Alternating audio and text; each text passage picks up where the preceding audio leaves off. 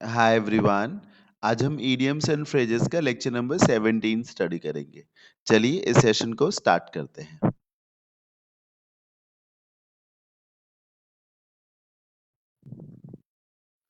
पहला इडियम है आज के सेशन का च्यू द कड। आप जानते होंगे च्यू का मतलब होता है चबाना। आपको मालूम होगा वो जो च्युइंगम होता है, च्युइंगम बोलते हैं जिसे हम, वो बेसिकली चेविंग गम है।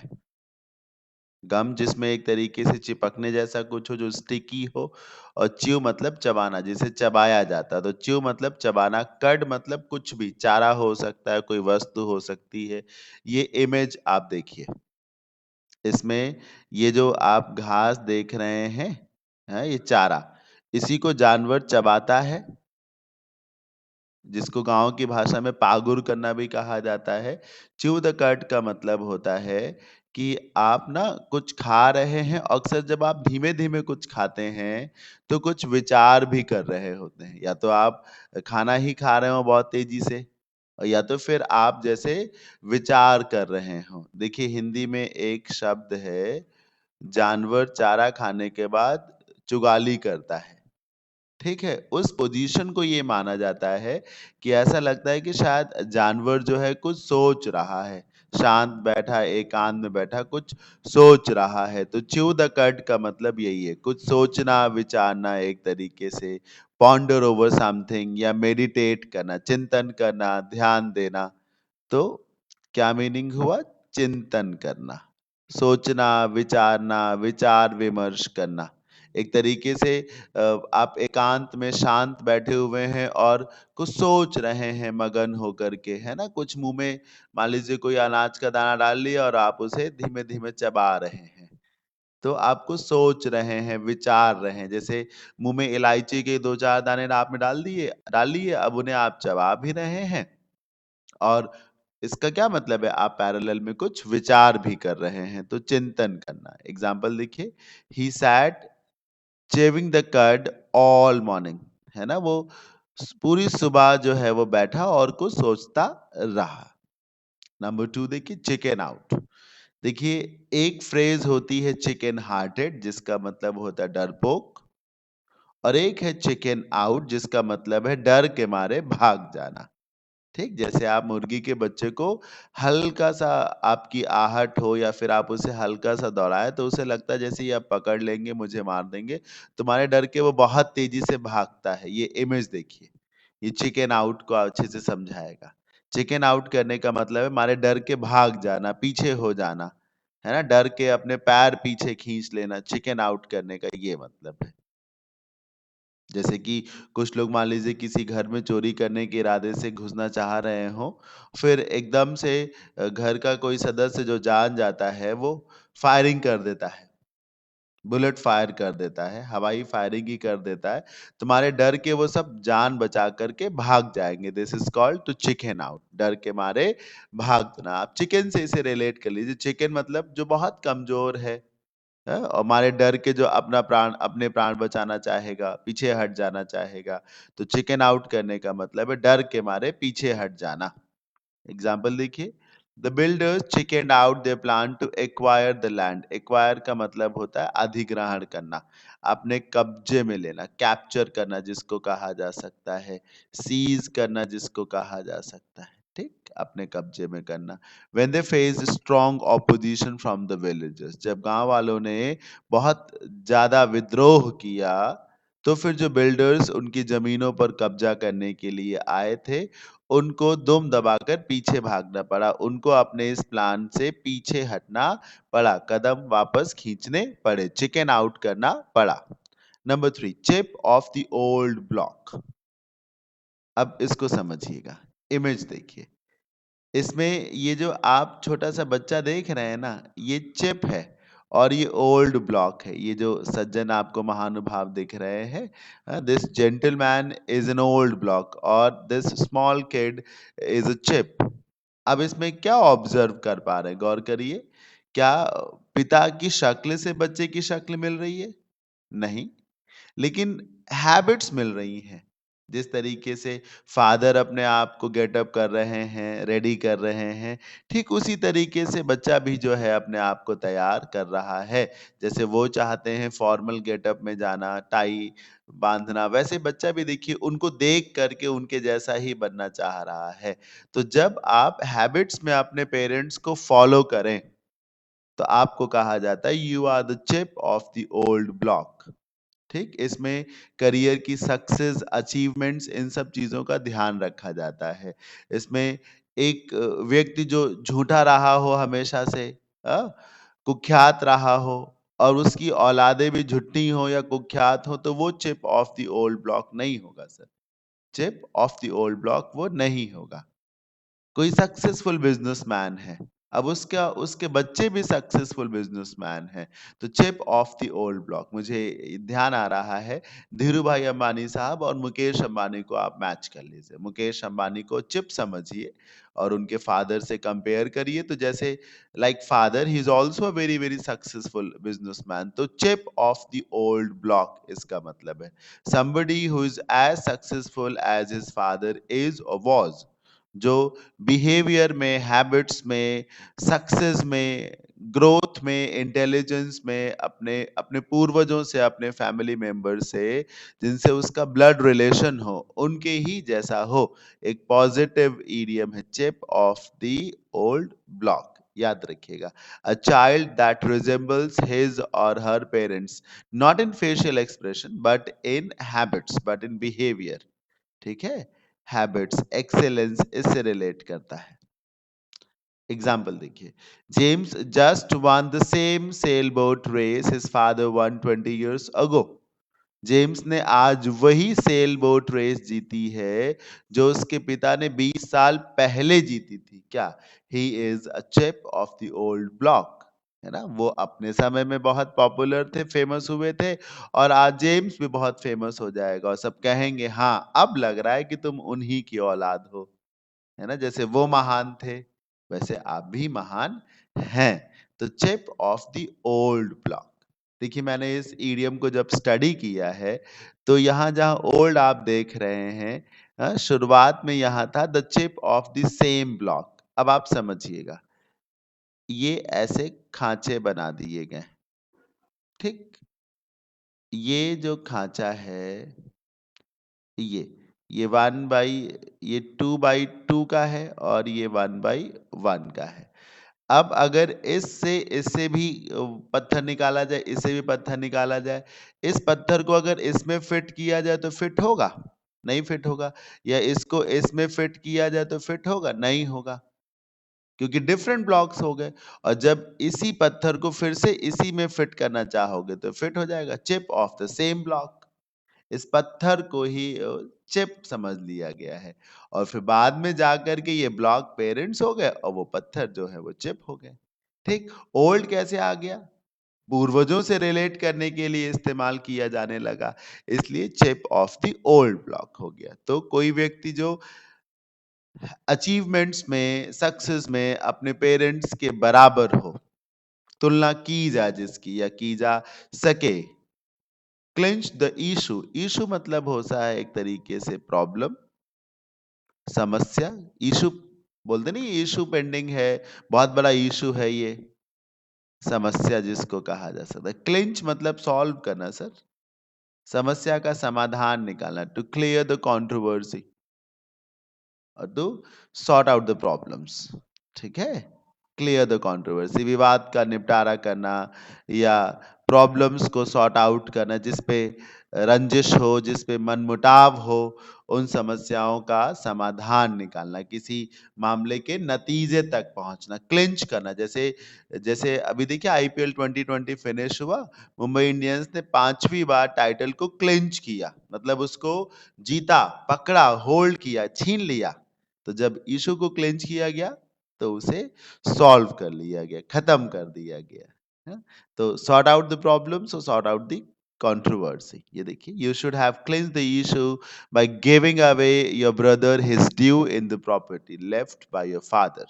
आपके पिताजी ने संपत्ति जो छोड़ी थी, उसमें आपके भाई का जो भी ड्यू था, उसका जो भी हिस्सा था, आपको उसको वो हिस्सा दे देना चाहिए था और ऐसा करके आपको मामले का निपटारा कर देना चाहिए था। जो विवाद है, उस विवाद का हल निकाल देना चाहिए, उसे हमेशा-हमेशा के लिए खत्म कर देना चाहिए था। You should have cleansed the issue. आपको इस मामले को निपटा देना चाहिए था। कैसे? By giving away your brother his due. अपने भाई को उसके हिस्से की जागीर दे करके, that was left by your father.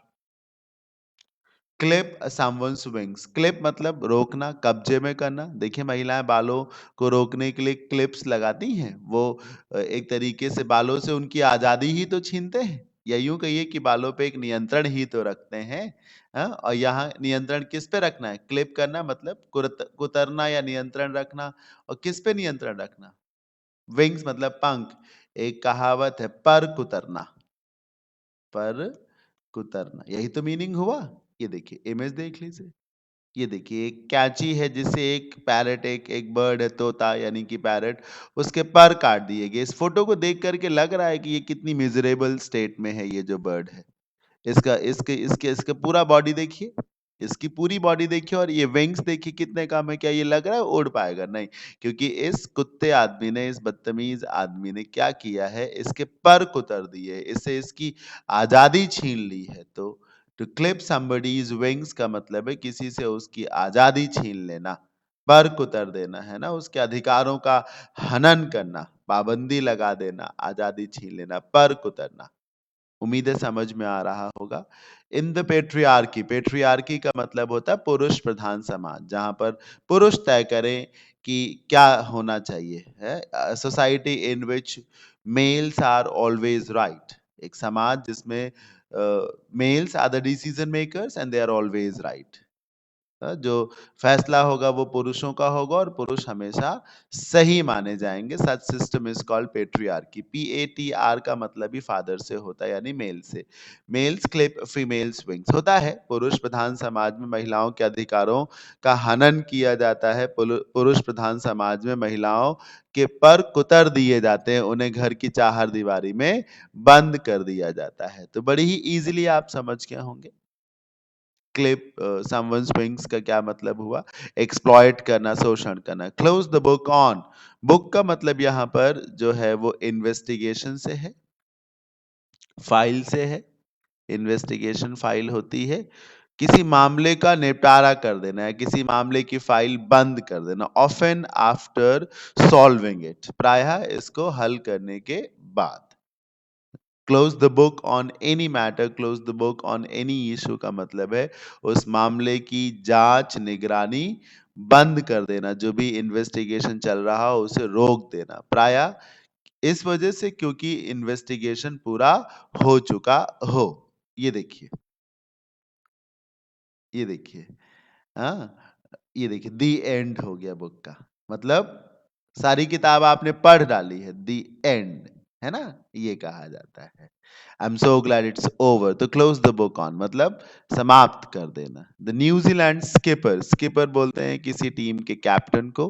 Close the book on her career, New Zealand की स्कीपर ने यानी कैप्टन ने अपने करियर को समाप्त कर दिया, मतलब उन्हें लगा कि अब इसे रोक देना चाहिए था, है ना। I am done now with a fine performance in the last match. एक अच्छी परफॉर्मेंस के साथ न्यूजीलैंड के स्किपर ने एक तरीके से अपने करियर को समाप्त कर दिया, समापन पे रखा, रोक दिया, एक तरीके से पूरा किया। कॉक और स्नूक, कॉक आ स्नूक या थंब वंस नोज एट। जरा इस इमेज को देखिए, हो सकता है इस इमेज से आप बहुत कुछ सीख जाएं। इसका मतलब है किसी की इंसल्ट करना, किसी को डिसरिस्पेक्ट देना, किसी का मजाक उड़ाना, खिल्ली उड़ाना। आप देखिए ना, एक छोटा सा बच्चा है और वो क्या कर रहा है, जीभ भी निकाले हुए और नाक पे देखिए जिस तरीके से ये पोजीशन है, उसे आप सामने वाले व्यक्ति को चिढ़ा ही तो रहे हैं। आप गूगल करिएगा कॉक और स्नूक को, तो उसमें आपको बहुत सारी ऐसी ही सिमिलर पिक्चर्स मिलेंगी। कुछ पिक्चर्स में तो दोनों हाथों से, जैसे आप अपने नाक पर अपना एक अंगूठा रखिए, समझ रहे हैं? अंगूठा रखिए और पाँचों उँगलियाँ जो हैं बाहर करिए। फिर जो आपकी सबसे लास्ट वाली फिंगर है, हाँ? और उस फिंगर से फिर अपने दूसरे हाथ के अंगूठे को टच करिए और फिर ऐसे ही अपनी सारी फिंगर्स को ओपन कर दीजिए। तो आप समझ रहे हैं, आप किसी का मज़ाक उड़ाने के लिए, किसी की खिल्ली उड़ाने के लिए ऐसा करते हैं। कॉक अ स्नूक, समझ रहे हैं?